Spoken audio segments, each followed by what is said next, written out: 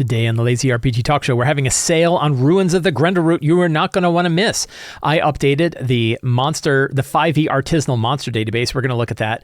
We're going to talk about other things that have been going on in the world of Sly Flourish. We're going to take a look at the Knock Kickstarter. The 5.2 SRD is out. Make sure to download it, add it to your 3-2-1 backup system, and we're going to talk about what you can actually do with it. As a GM, what value is the 5.2 SRD to you? Because the 5.2 SRD is out, we're going to take a look at Mike's Little Candles. Is Wizards of the Coast, and what are the things that Wizards of the Coast are doing that are helping the RPG hobby? We're going to take a look at all of those things and see how they're doing. The 2024 D&D Errata came out also with the 5.2 SRD. We're going to talk about some of the things in there. Today's tip is how to use your physical books at the table. What advantage is there in using physical books at the table, even if you're playing your game online?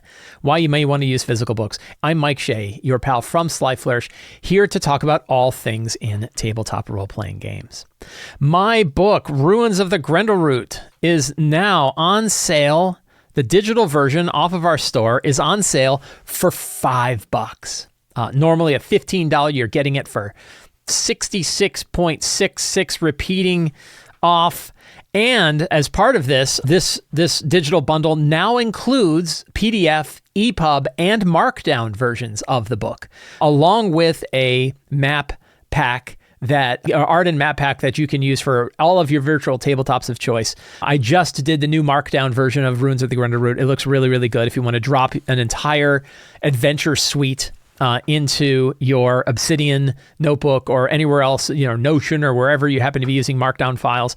You now have a Markdown version, super mobile friendly, easy to reference, easy to copy and paste stuff out of it into your own notes, stuff like that. So we're really excited about the Markdown version. If you are a previous purchaser of Ruins of the Grendleroot, if you picked it up on Drive-Thru RPG, you can go add the Markdown version to your library. It's already added into your library. You can go find it in your library and get it there. If you bought Ruins of the Grendleroot on the store, we sent out emails to everybody letting them know that you can now download a new Markdown version. But if you did not get it, if you're a previous purchaser and you did not get the Markdown or alert about the Markdown version and you want it, you can email support@slyflourish.com, show us proof that you own it, and we will send you the Markdown version for free. So that's fantastic. But also, if you have not purchased Ruins of the Grendleroot, this is a great, great time to get Ruins of the Grendleroot. So Ruins of the Grendleroot is a 172-page book of 10 adventures from 1st to 5th level, along with an entire underground setting called Deep Delver's Enclave and Black Claw Mountain that you can expand out into a vast, full 1st to 20th level campaign if you want. We have an entire scenario called Rise of the Black Star, which is a 5th to 20th level campaign setting, describing how this whole place how you could build out your entire campaign, what are all the different parts of it, as long as an appendix with all different kinds of tools like different spells and relics and encounters that you could run into, Grendleroot mutations, all kinds of stuff that you can use in your game, all set in the subterranean realm of Black Claw Mountain. The design of Ruins of the Grendleroot is that there is this mountain that's been around forever, and there is this weird entity that lives inside of the mountain called the Grendleroot, this super ancient, super powerful thing that has created these spires that pierce through the mountain that are indestructible, mostly indestructible. Them being destroyed is actually kind of part of the big topic. And the intention is that it's a mountain that you can drop into any setting. You could drop it into any world, and it makes sense. But the mountain itself is so vast that you could run entire campaigns all set within Ruins of the Grendleroot. I am super proud of this product. I love it. It's just a really, really fun book of adventures. 5 of the adventures chained together into a miniature campaign, and then of course you can expand beyond that.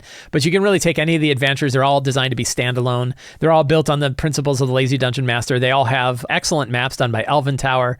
Really, really fun stuff.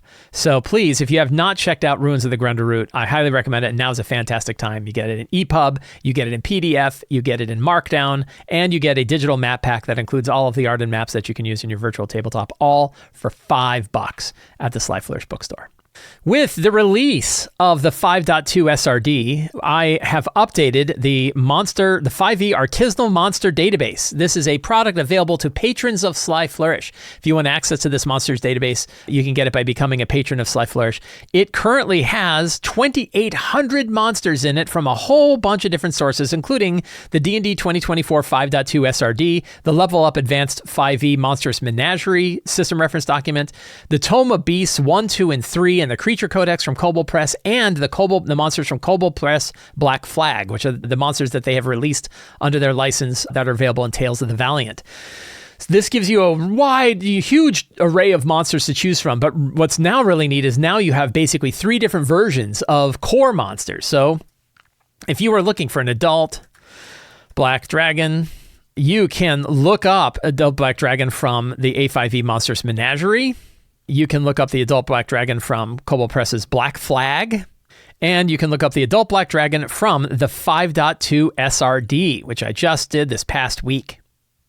So you get to pick which version you want. They're in HTML, so it's super, super fast. Like the site is super quick. And they're available in Markdown format. So if you want to drop the Markdown version of the monster and then drop it directly in again to your Obsidian notebook or anything, you can copy and paste and do that. The entire monster database can also be downloaded locally so that you can have, and it operates the exact same way that it operates up on a website. So you can download the local version of it, run it on your own computer, and that way you don't have to be sure that my site stays up in order for you to have all of these monsters. It gives you all of the HTML versions and all of the Markdown versions in raw files. There's no code. So you can just, pull it directly from the text files yourself if you want to. All of them are released under the various licenses that each of these companies have released their stuff in, mostly Creative Commons, but also the Orc license for the Kobold Press Black Flag stuff. So you will see if we go to a Black Flag monster, for example, at the bottom is the license for Orc that makes that available. And all of this, the whole 5e Artisanal Monster Database, is available to patrons of Sly Flourish. If you go to your Patreon page, if you're a patron of Sly Flourish, you go to the main rewards page. You can look through there, look for the Artisanal Monster Database. You click that, you get to the database. You can download your own copy, or you can run it directly from the website. So that was really cool. And that was something that I was very excited to do. It was probably the number one thing I was excited to do when the 5.2 SRD monsters from the 2025 Monster Manual got released under the 5.2 SRD. And now we have that. So we have things like, what's another cool SRD monster? The Lich. You want to see a Lich? Look at all the Liches. We've got A5e Monstrous Menagerie Lich, Black Flag Lich, and 5.2 SRD Lich. Here's the 5.2 SRD Lich. So all specially formatted to works well on a mobile device. I use it on my phone all the time. So it's a really handy way to look up a monster in your system. So that is the 5e Artisanal Monster Database, a feature for patrons of Sly Flourish, just recently updated. This week on Sly Flourish, in the past week, we had a new article for the Oracle die that was sent out over the Sly Flourish newsletter. If you don't subscribe to the Sly Flourish newsletter, please check out the show notes. You can subscribe for free, and you will get an article such as the Oracle die, which is available. This was published in the past week about how to roll a die in order to see what happens. Really kind of fun thing. I love the Oracle die. And for patrons, for hero tier patrons of Sly Flourish, I did a readings and reflections where I read the article and then talked about the article, talked about some of the background and how I use it and some other things. It was fun. That's about a 10-minute podcast that I do every week called Readings and Reflections. Next week's article is going to be called Gems of the Tales of the Valiant Game Master's Guide. So I've done this sort of Gems of the Dungeon Master's Guides for both of the 2014 and 2024 Dungeon Master's Guides. I did one for Level Up Advanced 5e's Trials and Treasure. And the last one I wanted to do was the Tales of the Valiant Game Master's Guide. What are the most notable sections of that book that really set it apart from all of the other Game Master's Guide? What does it offer? That is coming up that is coming up next week on the website. It is going to be published to the newsletter on Tuesday, and I will be doing a readings and reflections on it on Thursday. Also for patrons, I released the Lower 12, a 2-page supplement for City of Arches that gives 12 forgotten dark deities whose histories can be found in the depths of the City of Arches. That was released this past week to patrons of Sly Flourish. That was specifically released to hero tier patrons of Sly Flourish. I also, for my own game, finished my City of Arches Key of Worlds campaign arc. So this is a campaign arc I have been running for some time. and it worked really well. It was super fun. They got the key. They destroyed the key before they even left the vault. And now we are looking at finishing up the rest of the campaign based on some of the other scenarios. Each of the scenarios for the Key of Worlds I have been releasing over on the Hero Tier, for Hero Tier rewards for patrons of Sly Flourish. We are probably about halfway through at this point. I've drafted all of them except one. And now I'm working on a freelance assignment. So until that freelance assignment is done, I probably won't get back to it. But those should be out over the next few months. You'll see the rest of the Key of Worlds scenario arcs, each one being a 4 or 5 page scenario that covers each of the main steps for the City of Arch's Key of Worlds. That's been a lot of fun. Knock from the Merry Mushman. Whoops, don't need that. Knock is they call it a zine, but these are really each giant separate books built for old school Renaissance stuff, but generally system agnostic. Are books of all kinds of different things from many different authors, monsters, essays, rules, random tables, magic items, classes, adventures, and all kinds of things. All in a very cool style. This is very well regarded over on the Sly Flourish Discord. Lots of people talk about it. I actually have a couple of issues of it. I'll bring one of them up so we can take a look. System agnostic, Knock. We'll look at Knock. We'll do number 1. So here's an example. This is Knock issue 1. Pretty awesome cover. And very cool style to it. It has a little bit of the Morkborg style, but you can still read it.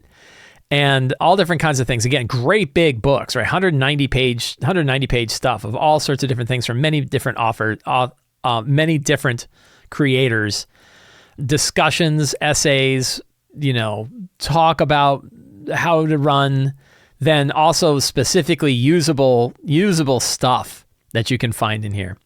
Really cool. A bit on the pricey side. And I own 3 of the PDFs, but this Kickstarter is a good way to get access to all of the issues. And I actually want to pick them up physically, but it's pretty costly to get all the physical versions of all 5 issues of Knock. But I went ahead and backed it myself. I did it on my other account, but I definitely backed it myself. It's about $18 for the PDF of any given one of these, $30 for the book, but the shipping is from Europe. So if you're in the United States, you're going to pay a little bit more for shipping. If you get the total PDF set, that's actually very reasonable. All 5 issues for $63 is a pretty good rate for the PDF if you don't want to pay the shipping. The physical version is $126, but you're going to pay about $50 in shipping and handling, if I recall. The shipping and handling was pretty costly. So maybe it wasn't that much. It was like $30 or $40 shipping and handling. Still, for 5 great big books, that's ton of, what do you say, 180 pages, almost 200 pages, times 5,000 pages worth of material for your various games. I'm really looking forward to them. I think they're going to be fun coffee table reading, plus also stuff that you can use for them. Looks really cool, very well regarded. That is the Knock Kickstarter, currently going on. 2,000 backers have backed it, and you can check that out. So I would recommend checking it out. I don't know if they have a preview available. They definitely show you a lot of how the pages look, and obviously a bunch of previous issues are available, but I don't know if they have a preview available. I do not see a preview. That's a bummer. They definitely have a bunch of reviews. So if you want to go onto YouTube, they have a bunch of linked reviews of what you find in Knock. So you can check that out, but very well regarded in the OSR world and something that I would take a look at if you are interested. That is the Knock Kickstarter. This past week was, I think, a major event, something I have been looking forward to as much as I have been looking forward to D&D 2024 overall, which is the release of the 5.2 system reference document. The 5.2 system reference document is a Creative Commons released PDF of the entire 361-page PDF released by Wizards of the Coast of all of the core rules of D&D 2024. It includes character options, it includes a small amount of DM-focused material, and it includes a great big pile of monsters, like the ones that you saw, I think it was 318 monsters that are available in the system reference document that can come from the 2025 Monster Manual. Really cool. And I'm very happy to see it. I like it a lot. There was talk about like, what are they going to hold back? What are they not going to put in here? Is it going to be very abbreviated? And it wasn't. It's a great big document that contains all the kind of stuff we expect. I would say almost all of it basically updates the stuff that they had released under the 5.1 system reference document so 2016 is when that document came out, and then 2022 was when it was released under a Creative Commons license as part of the whole OGL fiasco. And now we have both. And here's the cool thing. The one does not replace the other. You still have both. The 5.1 SRD is out and the 5.2 SRD is out. Both PDFs are available, and they will always be available. You can always use them. In fact, one of the kind of things, I didn't really want to say it because I'm like, I don't want to jinx it at all. It's really cool. I'm very happy that we have a 5.2 SRD. I'm very excited for it. It wasn't nearly as critical to the RPG hobby as the 5.1 SRD was, because once you release all of the core rules of D&D, like the 6 ability scores, hit points, armor class, all the common terms, once you've put those in play, then anybody could use them anyway, either way. So this one is nice because it exposes all of the rules and the descriptions of those rules that were available under the D&D 2024 stuff. And I think, like, imagine how much money it cost Wizards of the Coast to develop those rules. I'm making a number up totally out of my head, but like, let's say it cost $1 million. The salaries of the people working on it, the time that was involved, the time to like study the playtest stuff. They spent a lot of time on these rules, and now they're in our hands. And it's downloadable for free and free and open. We can use them in our own commercial products. We can use them in tools. We can, send them to our friends. We can do all this stuff with it. And I don't think it's out of hand to be like, yeah, this is $1 million rule set that we now have in our hands. So that's really cool. And I'm very happy that we have that. Yeah, somebody brought up that it's interesting that Crawford and Perkins now left. And they kind of took the rules and went with them, right? So they now both left. I don't know if I would hope that they're both going to stay in the RPG world and hopefully develop some stuff. But now, if they love these rules as much as you would think they would, given that the time they went, they have them now and they can build off of them too without having to work with Wizards of the Coast. That's really great. So I'm very happy to see them. Very happy that they are here. So what do you do? I'm giving you instructions to do something. Download these rules. You can find a link down in the show notes that have the link to the PDF. Download the PDF. Download it locally on your computer. Put it in a folder and follow a 3-2-1 backup procedure. Back up your data into 3 places, 2 different forms of media, and one of those should be offline. So make sure that you have a 3-2-1 backup. Have 3 copies of your data, 2 different types of media, and one of them offline.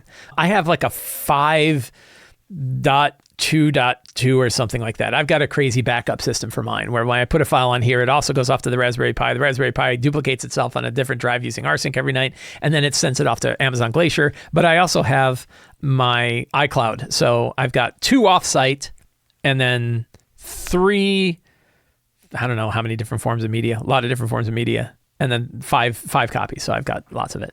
Back it up, back up your data. Download it, back it up. Now, what's cool is we're going to see different versions of this come out too. The original one was in PDF, but I expect we're going to start to see some markdown versions. We're going to see some JSON versions. We're going to see structured data versions as well. So we're likely to see a lot of different ones. I managed to make markdown versions of the monsters from it. That was pretty tricky, but there are other formats that we're going to see over time as well. So I'm really excited to see about that. There was a little kerfuffle about some of the names that they changed. That there were a few things that they have a big list of like what the differences are. They were very open about what they changed. They show new things that they added. They added backgrounds, for example. They added feats for the first time. Here's my number one disappointment. The number one thing I'm sad about is that the tough feat was not one of the 16 feats that they released.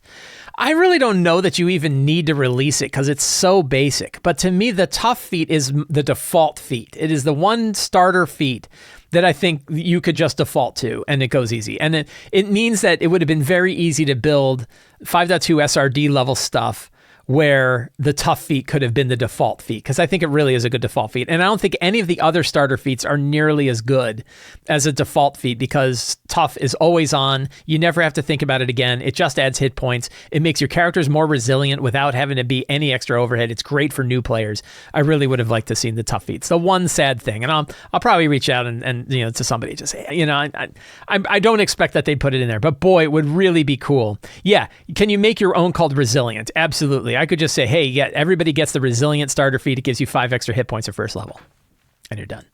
The tough feat would be better, but whatever, we can live with it. So I was a little sad about that. They added a bunch of other stuff. They added a bunch of spells, which is very cool. They added new magic items that are also really cool. They added a handful of new monsters that are here and renamed some of the monsters that were in there. So some of those have changed. They removed a couple of sections, the fantasy historical pantheons and the planes of existence. The planes of existence section was not really that great anyway, because it didn't use any of the proper names of any of the planes. So it was really kind of a vague description of the planes. And the fantasy historical pantheons was cool, but it was all stuff that was already in the open. Like there wasn't stuff that like Egyptian pantheon is not something that needs to be in an SRD. So it really wasn't really a big deal. There were some names. We've renamed some content so that it can be freely used by creators without worrying about infringing on Wizards IP. The functionality of that content remains the same. One of those was these two. The Deck of Many Things has been renamed to the Mysterious Deck, and the Orb of Dragonkind has been named the Dragon Orb. The second one I don't really understand. I guess that the Dragon Orb is, the Orb of Dragonkind, because, so this has to do with trademarks. And so a lot of people, the Deck of Many Things is the one that got everybody's attention. And people were like, oh my God, they're trying to take Deck of Many Things out. Well, for one, it's in the 5.1 SRD. So I don't think I think it makes sense that if you're going to put out a new document, even if you put something in the old document kind of accidentally or thought better of it later, if you're going to do a new document, you might as well change it to what it ought to be. It doesn't change the fact that you put it out in the original one. The original one is still there. But here's an important thing. You don't release trademark when you're putting something in the Creative Commons. The Creative Commons does not touch trademark law. And as we know, Wizards of the Coast has a product called the Deck of Many Things. It is a physical, I think they call it the Book of Many Things, but it's a physical product that uses that as its trademark name.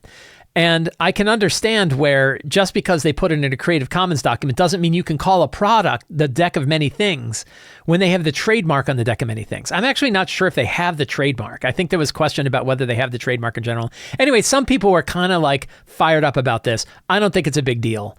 To me, like it doesn't mean you can't refer to the Deck of Many Things in a product, like as an object in the game, but you probably don't want to name your product the Deck of Many Things.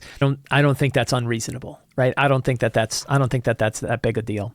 Some people were really fired up about that. It didn't bother me. I think sometimes people were just looking for Wizards to screw up somewhere. That's why I think there was like a lot of like, oh my God, they're not going to put everything in it that they should. And then they did, and they're like, well, maybe there's this other problem. So I just don't think we need to keep poking when it's like, no, look, it's good, right? So that's cool. So what can you do with it though? What can you, a game master, do with the 5.2 SRD? I've talked a little bit about why it matters to game masters before. We're going to talk a little bit about it now. But what can you do with it? Now that the 5.2 SRD, what can you, a GM? Well, the first one is you can download it, you can save it, and you can share it with your players and friends. This is a freely available document, a PDF of a lot of the rules for D&D 2024 that you can email to everybody completely legally and completely for free. That is really cool. If you've got friends that like you're just getting started and you're like, oh yeah, go spend $50 on this book and I'll tell you more. No, instead you can say, hey, here's a PDF. It gives you the basics of the rules. It has everything in it. You can take a look through that. So for somebody who hasn't yet picked up the player's handbook or is just getting started and you want to show the rules off without somebody having to make the big investment, they can do so.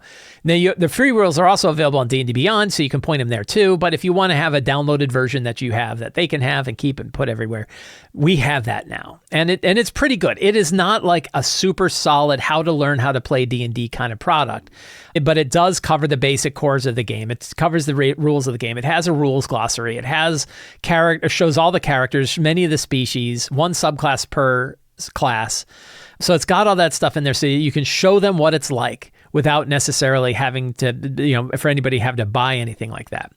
Another thing that GMs will be able to do is use tools that are now available because of support from the SRD. One of these tools I saw was Redcap Press. You can build an encounter up, and they have the full stat block available inside the encounter builder, so you can look at it. They don't have it for all the monsters that are in there because all the monsters aren't necessarily available in the system reference document, but they do have all of the ones that are available in the system reference document are here in Redcap Press's tool. So that's like one example, and we're going to see lots of tools like this. The 5e Artisanal Monster Database, which I just showed, having 318 monsters from the 2025 monster manual in there is because they put out that stuff in the SRD. So it means we can see a much wider range of digital tools that include all of the stuff that's available in the SRD. That is something that's very good for game masters. It's kind of funny that not all, I'll probably send them a note, but you got monsters in there you shouldn't have. One thing that we could do from that is you can drop stat blocks directly into your notes. You could take it either from the PDF or from one of these tools and drop it into your digital notes if you've got digital notes that you're putting anywhere. That's really good. Another thing we can do is we can grab parts we like from 2024 and kind of integrate them into our 2014 rules without having to have like entire other sets of rule books. So we can basically take some of the concepts that we like from D&D 2024, even if we're running another 5e variant. The SRD kind of allows us to reference those rules, send them to our players, again, without them having to buy a whole book that just has a couple of things.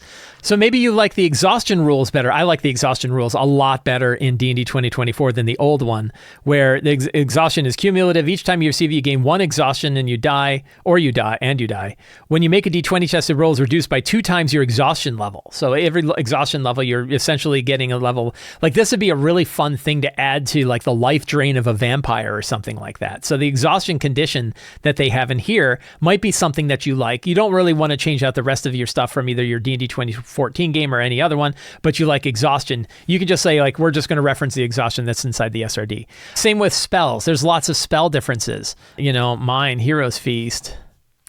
Hero's Feast, for example, now has a new version where it has resistance to poison damage instead of immunity to poison damage, which I think makes it a far more balanced spell. Their version of Counterspell, I like better. Counterspell doesn't have sort of an automatically counter spells of 3rd level and below, so it makes it a little bit iffier to counter a spell. I kind of like that. So there's other spells in here. Definitely all of the conjure spells, the conjure woodland beings, conjure minor elementals, conjure fae. These are much better, conjure animals, much better versions in the 2024 version than the 2014 version, which summoned all sorts of new actors and then each of them got their own turns and stuff like that. It was a big pain. I think it's really great. So you might just say, hey, I want to keep playing D&D 2014. I just want to flop out some of the parts that I like from D&D 2024. You have the D&D 2024 5.2 SRD that you can then reference. So that's definitely something that GMs can do. I think we're going to see more content added to random generators. Magic items, spells, trinkets, and monsters can all be added to random generators. And another thing is you could actually theoretically use the 5.2 SRD as a simpler book for character creation, that because it has only one subclass per class, the book is much more streamlined. The SRD is much more streamlined than the book is. It kind of feels like a fun, basic version of D&D 2024. Not exactly, like it's got fewer feats, and again, it's missing the tough feat, but you could almost get away with playing with just the D&D 5.2 SRD. You're probably better off playing with the whole D&D 2024 Player's Handbook as well. It's a much bigger, more beautiful book with a lot more options in it. But it kind of gives you that focus on simpler character creation, which is kind of a neat thing. So those are a lot of different things that we can get from the 5.2 SRD. The fact that this is available, that it's freely available, as in you can download it for free, you can send it around for free, but also free in the sense that it is an open license. So you don't have to worry about using that stuff and all different kinds of tools as long as you're referencing it the way they tell you to reference it. I think that's really fantastic. I have been waiting for this for some time because I've been thinking about Mike's Little Candles. So Mike's Little Candles is something that I've been keeping track of for about 18 months, since about midway after, a little bit after the OGL catastrophe. We were kind of looking at like a core question. And to me, the core question was, is Wizards of the Coast being a good steward for tabletop role-playing games, for D&D and for tabletop role-playing games overall? That given that they're the top of the food chain, they are as far as I know, the only publicly traded company directly involved in tabletop role-playing games. Are they behaving well?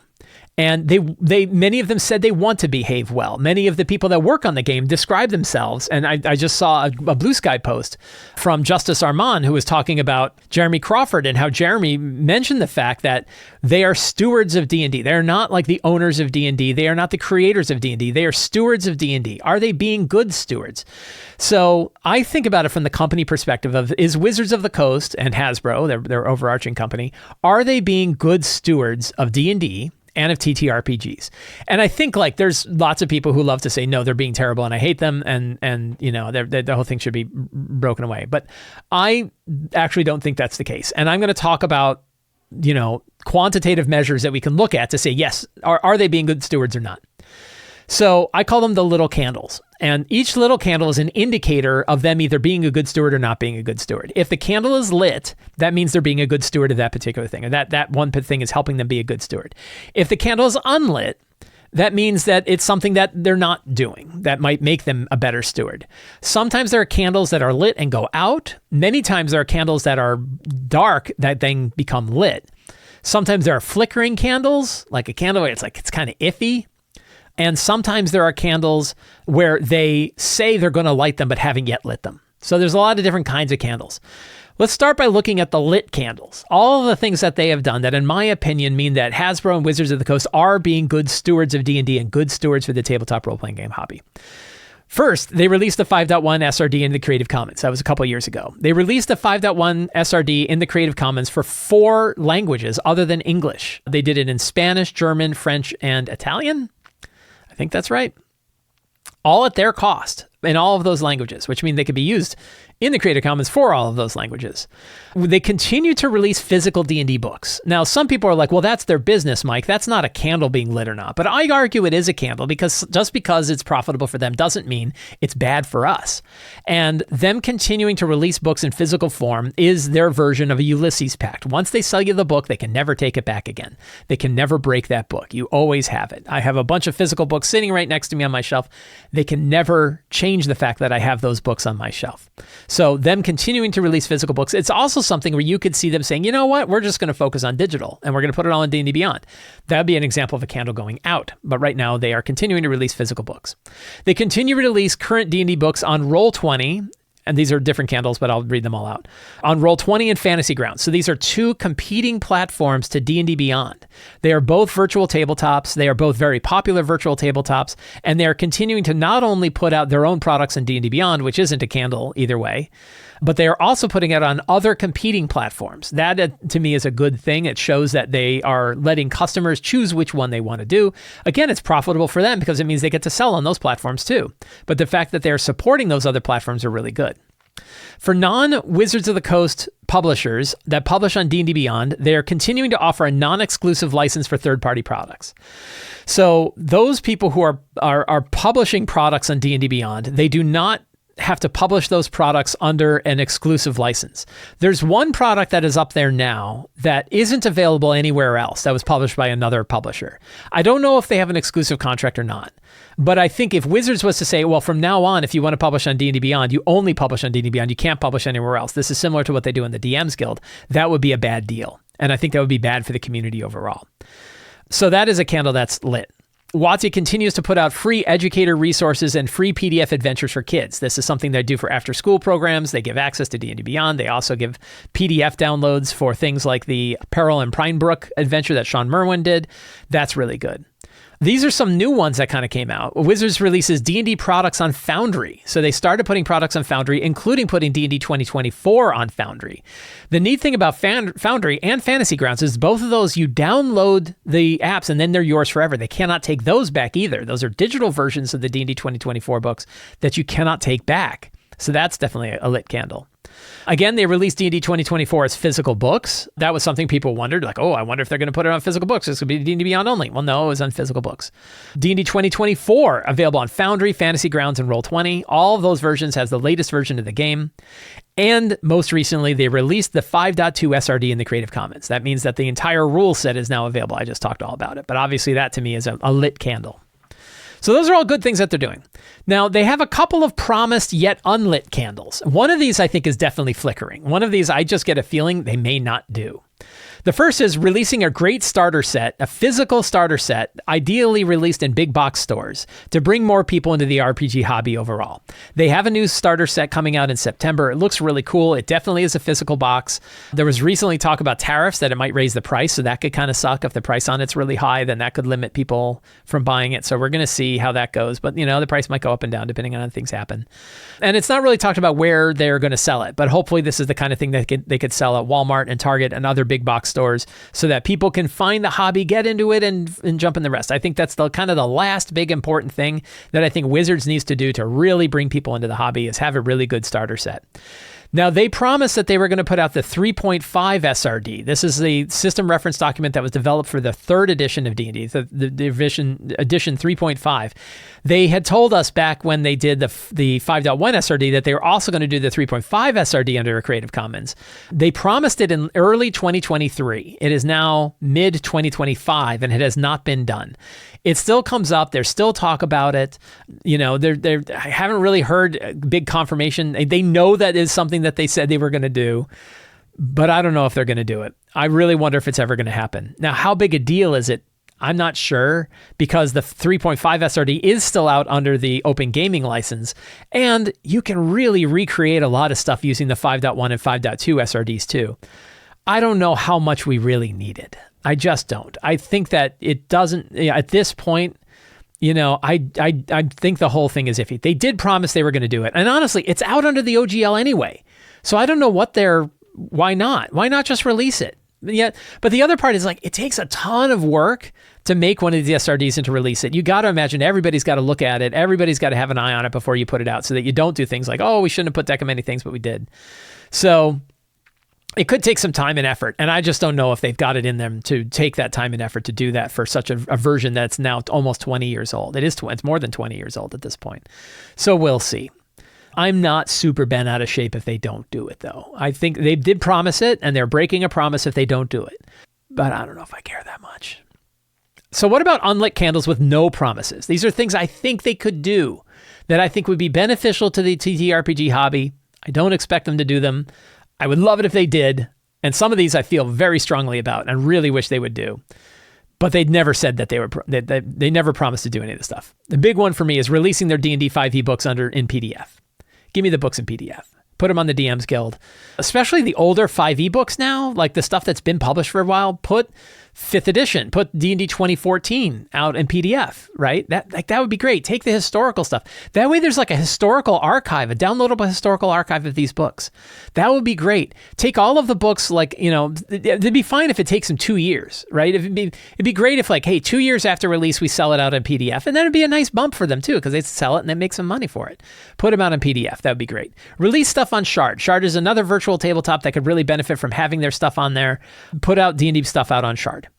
This is one I took off my list, but I had on there. I struck it through because I don't think we need it anymore, which is releasing D&D products on Demiplane. Well, Demiplane is now part of Roll20. I don't know that there's really a big thing about releasing D&D 2024 products or D&D products on Demiplane. I'm going to take that off the list because I don't think there's any point in doing it either way. I don't think it helps the hobby, and it doesn't make much sense because they're already working on a Roll20 version. This is a nerdy one. Wizards releases an authenticated API for data to draw data from D&D Beyond to support other third-party tools that are available with purchase content. There are a lot of unofficial APIs and a lot of unofficial tools that use access to D&D Beyond to be able to draw data into things like Foundry. It would be really nice if they authorized that kind of stuff, if they got in the way and said, yes, we know you want to use some of the stuff that you purchased on D&D Beyond. We know that you would want to use it in some of your other tools. Here's a way to access the API for stuff that you've purchased already on D&D Beyond. That would be really cool. They haven't said anything about it. I doubt they're going to do it. It's a lot of work for them to do that, and the work is basically to help another tool. But if you could draw your right now, there are tools available to let you draw your D&D Beyond data into Roll20. There's Beyond 20 is a browser-based tool that you can use for that. And then there are tools like Mr. Primate's tool for Foundry that let you harvest data from D&D Beyond to put it into Foundry. Now, of course, they sell stuff on Roll20 and Foundry as well. So if you really wanted it, you could just buy it there. And I know it costs money, and I know you may have already bought it on D&D Beyond or whatever. But if you think about how much time we spend in this hobby, the costs are really not that high. So I don't expect that they are going to do this, but I think it would be really cool. It'd be a big sign if they said, yes, we are now going to set up a way for people to be able to authenticate their purchases that they made on D&D Beyond with third-party tools to be able to draw that stuff into other people's tools. That would be really cool. Another one would be if Wizards of the Coast allowed people to upload large amounts of structured data to the homebrew section of D&D Beyond. What this would allow you to do is a company could say, hey, we created a bunch of new subclasses for our book. We have them in this structured format that you buy, and with one click, you can import all of this stuff into D&D Beyond so that you could view it there. I think that would be really cool. I think that would be a way for third-party publishers to be able to get their material into D&D Beyond without necessarily having to have access to everything on D&D Beyond. And it would allow even like homebrew groups to be able to put together entire sets of subclasses that you could import at once. Right now, you have to do everything one off, and I think that's a real pain in the ass. So those are some ideas. I don't expect the big one for me, like which I would say to me is like 10 to 100 times more important than the others, is releasing books in PDF. I would love to see the other books in PDF. They're downloadable. You can put them on your hard drive, 3-2-1 backup. They're yours forever, so on and so forth. I'd really like to see that. Then there's one flickering candle. And this is one I talk about. I'm not going to spend a lot of time on it now because I talk about it a lot, which is the growth of D&D Beyond as a dominant central hub for TTRPGs is, in my opinion, antithetical to being a good steward of the hobby. The more people depend upon D&D Beyond as their connection point to RPGs, the weaker I think the hobby is for it. And that's because they can change things on D&D Beyond. We've seen this over the past years. There was talk about how they were going to incorporate the 2024 rules or not. Problems with incorporating products from other publishers in there, like when they put Lord of the Rings and the stuff doesn't work quite right. Weird things breaking down, search stopping to work, and then all of a sudden it works again. Lots of little odds and ends. And like, we argue a lot for, oh, well, they should improve the tool. But like improving the tool is not the point. The dependency on the tool is the weakness, not the tool itself. The more dependent we are, the worse we are. But I have a measure that I'm using to keep track of this particular flickering candle. How bad is it getting? And that measure is every year I run a poll. I've run it for 2 years now. I'm going to run a third year poll at the probably later half of this year that asks how much people are using D&D Beyond. What's the percentage of people who are answering my poll that use D&D Beyond? So I have a couple of these. So back in 2023, so actually I go as far back as 2021. So this is really interesting. I forgot about this one. Now this poll was done on Twitter, so it's a totally different set, and that should be kept in mind. But the question was in 2021, 4 years ago, November 2021, right at the edge of 2022, pre-OGL catastrophe, by the way. This is a poll for D&D players and DMs. Do you regularly use D&D Beyond when preparing for or playing D&D? I had 1,000 respondents on Twitter. 56% said yes.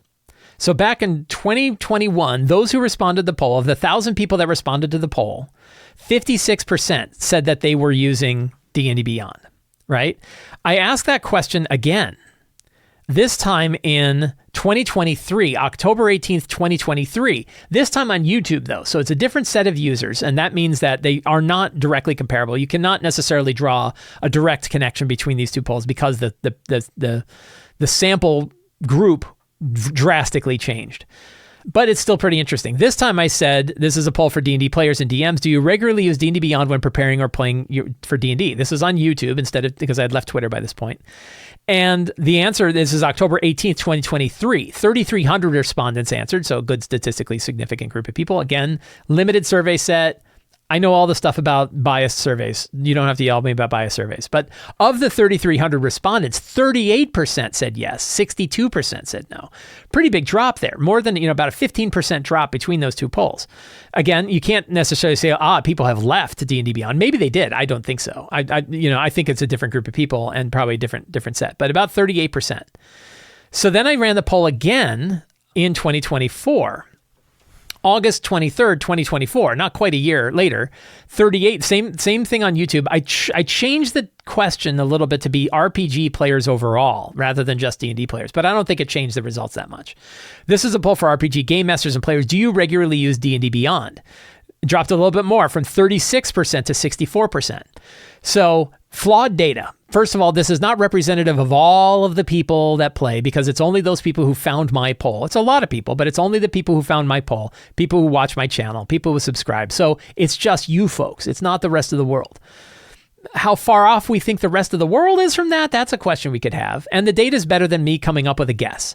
But I don't, it's not representative. So definitely don't get that. But what the interesting thing is, of those 3 polls, it's been going the other direction. It's been going down. Fewer people have been using D&D Beyond.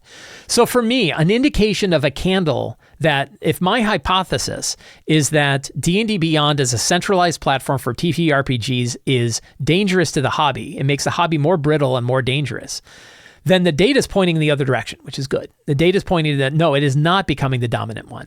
I'm going to monitor every year, and if I see it jump, and it jumps again, because Wizards of the Coast absolutely wants it to be 100%. Oh, you want to play TTRPGs? You come to D&D Beyond. Or they probably don't want 100%, but would they mind it if it was 95%? Probably not. They probably wouldn't mind that, right? And what this also shows me is actually a significant percentage of the people who play D&D don't use D&D Beyond. I think that's actually healthy, because that gives us resilience over our hold on the hobby. So I don't think it's a big deal, but it's the one candle, and I talk about it a lot. I've talked about it on the show. I know people are sick to death of me talking about this, but I'm not screaming. I'm not on my front yard screaming about it, because I recognize that it is not that big a deal. But it is one area where I think that Wizards of the Coast's desires are going against the idea of being a good steward of D&D and a good steward of the hobby, because centralizing around D&D Beyond makes the game brittle. It doesn't make the game more flexible, more open, gives people the wider range of tools. But they're doing lots of things in the other direction. The 5.2 SRD, releasing D&D on the other platforms, putting it on physical books. They're not centralizing around just D&D Beyond. They could by saying, oh, guess what? All of our products are now only on D&D Beyond. We're not publishing them anywhere else. They are not doing that. So that's where we currently stand with the lit candles. I like to watch them. I like to keep an eye on. But I will say my overall assessment is... And then, boy, people are going to be like, oh, you're just a WOTC fanboy. But no, I think I take a pretty solid, realistic view of it. I think I'm quite critical of Wizards of the Coast when criticism is warranted. I think they're being good stewards of the hobby. I think they are. I think I have a bunch of reasons why I think they're being good stewards of the hobby. I think they've done a lot of really good things for the hobby. I think the hobby is really, really strong now. And I think the hobby is strong in a way that doesn't require us to trust Wizards of the Coast to continue to be good stewards. That's really the thing. That's the Ulysses Pact. The Ulysses Pact, the idea of Ulysses tying himself to the mast so that he would not be tempted to go run to the sirens. That idea is that we do not rely upon Wizards of the Coast for our happiness with tabletop role-playing games. And we don't. And they have done a lot of things to help ensure that we don't. And I think that's been good. One thing I didn't mention last week or this week is that there is a new D&D 2024 errata out. Like the 5.2 SRD, you should download these, put them on your hard drive, engage in a 3-2-1 backup, 3 different copies, 2 different types of media, 1 off-site location where you are putting your stuff. There is the 2024 Player's Handbook errata. There is the 2024 DMG Errata, which is really small. 2 things, only 2 things in this one. I thought this was pretty funny. The treasure hoards, 88 times 10,000 is actually 88 times 1,000. The average was actually correct though. So if you're using the average, it was actually correct. And the Monster Manual Errata, which is, has a few things. The one thing that kind of chaps my ass is that in the 2024 Player's Handbook, you're like, oh, that's not so bad. And then you read like stat blocks. All stat blocks in the Appendix B have been replaced with the Monster Manual versions. So there is this huge section of the Player's Handbook. How many pages is it? Right? Like, it's this giant section of the Player's Handbook. Let's see. It goes to page 359, 346 to 359. So that's 13 pages, right? I think that's about right. Do I have that right? 46, 56 would be 10 pages. Yeah. 13 pages of the Player's Handbook. And they're like, yeah, those are useless. You should use the ones from the Monster Manual instead. The whole point of putting those stat blocks into the Player's Handbook was so that you didn't have to look them up in the Monster Manual when you use them as a player. Now, I'm betting not every part of every single stat block changed.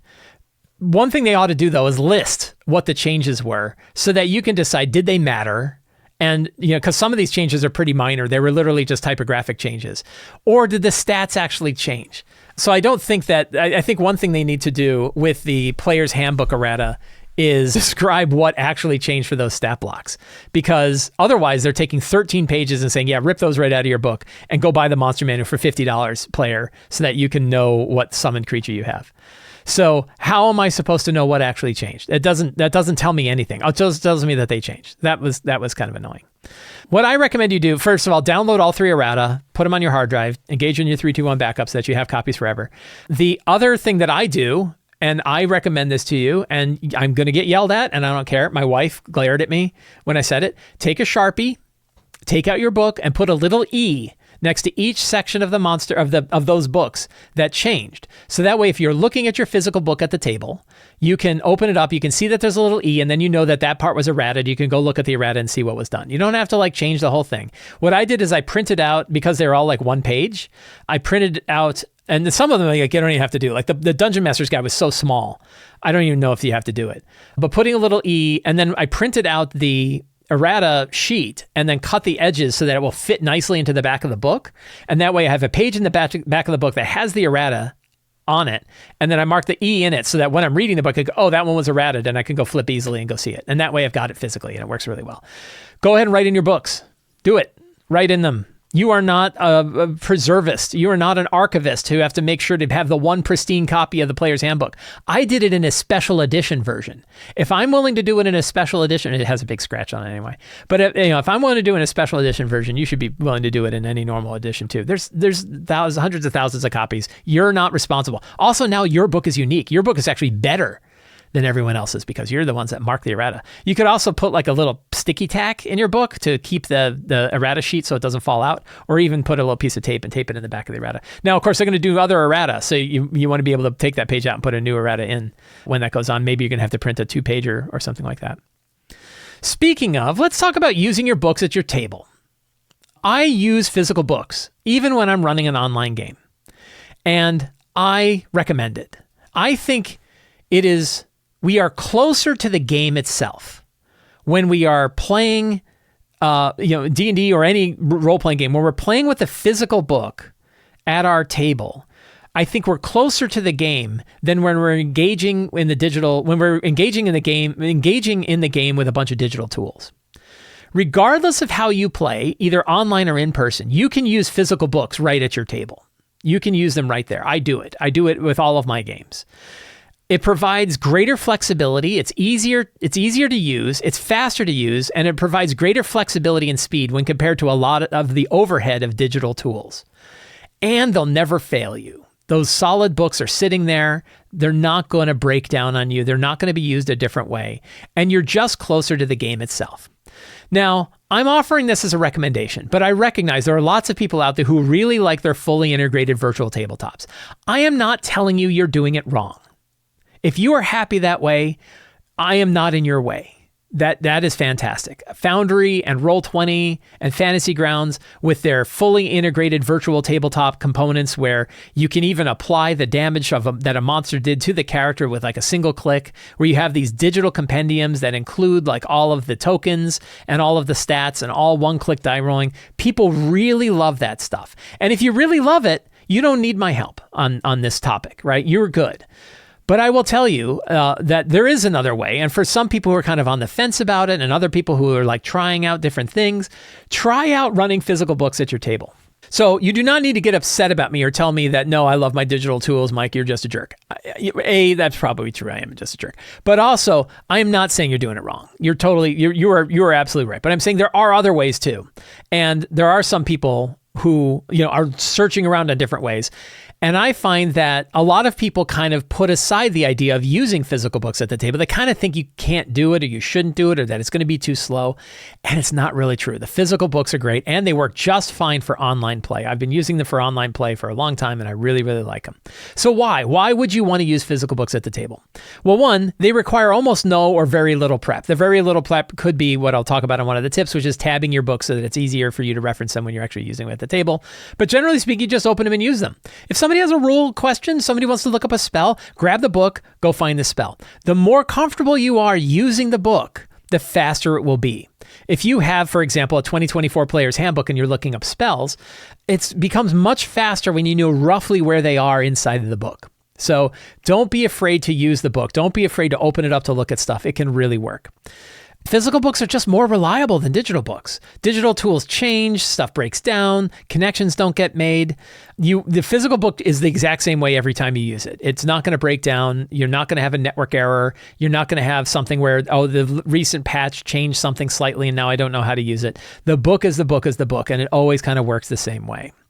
It's also easier to switch out other parts of your digital stack when you have a more modular set of tools that you use. This is true in digital tools overall, but it's also true if you're using your physical books. If you decide Discord isn't working for you and you decide you want to switch over to Zoom, you can just do that, and you're not going to lose a whole lot because the rest of your digital stack works fine. A lot of people don't use the tools to talk to one another inside the same virtual tabletop that they use for other things. I'm not even sure that Foundry has that. I presume they have something, but I don't know what they are. I know Roll20 does, but I know that a lot of people never really used it. They all use Discord. So you're already kind of splitting up your stack anyway. Well, one of those splits could be using physical books. You really don't care about any of the other tools that you use because you're using your physical books. It also means that you can use different physical books, and all you have to do is grab the book. If you decide you want to use some Kobold Press monsters in your game, you don't have to figure out how to import all of those Kobold Press monsters into your new system, or the fact that, I can't use Black Flag monsters next to my D&D 2024 monsters inside Foundry because they're both kind of different sets. That's not a problem when you're using physical books. You just stack the two books and grab whichever book you're going to use, and off you go. So there's a lot. That's what that speed and flexibility really matters. There's also just something fun about playing with physical books. It feels more like the original game. It feels fun. And using physical dice, I also use physical dice, and the other part is you can use physical dice, it's really fun to roll actual dice and use a physical book. There's something in our internet-connected age of the tactile nature of using physical stuff is just more fun. And so you can capture more of that, and your players can capture more of that when they're using physical books too. Recommend that they do use physical books. So it's not perfect, right? And there are definitely times where digital stuff is nicer. Obviously, flexibility, transportability, the idea that I always have all the stuff that I need on my phone anywhere in the world, that's really nice. I don't have to bring my books everywhere. Books obviously take a lot of space, and they can cost a lot of money. So a lot of people have limited space. They can't carry all those books. They can't store all those books somewhere. Having them in PDF or having them in digital is obviously a much bigger advantage. There is definitely a big draw to having like a fully integrated RPG experience. It feels smoother. It feels like, okay, that idea that I can just click a link, roll the damage, and apply the damage to a character, and nobody has to do any math. Nobody has to add all the dice up. It just feels fast. That's a real big draw. I will argue, though, that a lot of time that sort of connection breaks down. It sort of falls apart. Different little edge cases come up where it doesn't work right. I don't have the right monster, or this monster does things slightly differently, or I need to change things, but you can't quite change them. And it suddenly becomes much harder to work with the digital tool than it would be if you just rolled dice and used a physical book. So there's just some times where the draw is there, but it really isn't as beneficial as it can seem. So I want to end with some tips for using physical books at the table. One, use adhesive tabs. You can buy little adhesive tabs. You can draw on them. You can write on them with a pen. Use adhesive tabs to mark your books. You can mark up your player handbooks and your GM guides with the most referenced pages that you use. What I like to do is start at the back of the book and then start tabbing on the bottom outside edge and then working my way up. So when you're done, you have top to bottom, front to back tabbing. And you don't just want to tab the chapters. You want to tab the sections that you most often use. If you're a player, put a tab at the section for your character class so you can very quickly get to your character class section. If you're a GM, go find those sections of the Game Master's Guide that you reference regularly and tab those. But adhesive tabs are a super power tool for marking up your books and making your books more useful. I tab all of my books. I think they're really great, so I would definitely use that. You can drop in, a trick I have is I put about 3 or 4 adhesive tabs in the back of my monster manuals or my monster books.